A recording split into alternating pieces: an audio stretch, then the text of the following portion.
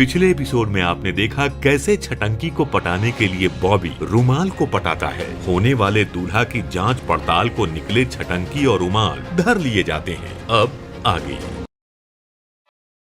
हमको ना एक ही बात का चिंता लगता है कि लड़का कहीं फोकस बाज ना हो। तो ये बात पता करने का बस एक ही उपाय है मम्मी का, फड़की राकेश मिलन बिफोर मैरिज। देखते हैं अब कौन रोकता है।